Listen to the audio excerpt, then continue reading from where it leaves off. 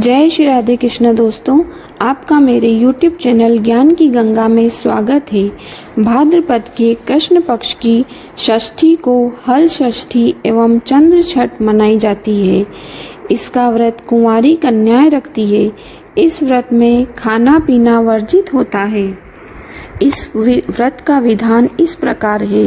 एक पटरे पर जल का कलश रखते हैं, उस पर रोली छिड़क कर 7 टीके काढ़े जाते हैं। एक गिलास में गेहूं रखे जाते हैं एवं ऊपर से इच्छानुसार रुपए रखे जाते हैं। हाथ में गेहूं के 7 दाने लेकर कहानी सुनते हैं। इसके पश्चात चंद्रमा को अर्घ देते हैं। गेहूं तथा रुपए ब्राह्मण को दे देते हैं। चंद्रमा को अर्घ देने के पश्चात लड़कियां व्रत का पारण करती है। इस प्रकार व्रत का विधान बतलाया गया है। कथा प्रारंभ। किसी नगर में एक सेठ और सेठानी रहते थे। सेठानी मासिक धर्म के समय भी बर्तनों का स्पर्श करती फिरती थी। कुछ समय पश्चात सेठ और सेठानी की मृत्यु हो गई। मृत्यु के पश्चात सेठ को बेल और सेठानी को कुतिया की योनि प्राप्त हुई। दोनों अपने पुत्र के घर में रहते थे। बेल खेत जोतता और कुतिया घर की रखवाली करती थी। पिता का श्राद्ध था। पत्नी ने खीर बनाई। वह किसी काम से बाहर गई तो एक चील खीर के बर्तन में सांप डाल गई। बहू को इस बात का पता नहीं चला, पर कुतिया यह सब देख रही थी। उसे पता था कि खीर में चील सांप गिरा कर गई है। कुतिया ने सोचा कि इस खीर को खाने से ब्राह्मण मर जाएंगे। अतः कुतिया ने खीर के भगोने में मुंह डाल दिया। गुस्से में भरकर बहू ने कुतिया को जलती हुई लकड़ी से मारा, जिससे उसकी रीढ़ की हड्डी टूट गई। बहू ने वह सारी खीर फेंक दी और दूसरी खीर बनाई। सब ब्राह्मण भोजन कर चले गए, परंतु बहू ने कुतिया को जूठन तक नहीं दिया। रात होने पर कुतिया और बेल बातें करने लगे। कुतिया बोली, आज तो तुम्हारा श्राद्ध था, तुम्हें तो खूब खाने को मिला होगा। मुझे तो आज कुछ भी खाने को नहीं मिला। उल्टे मेरी पिटाई हो गई।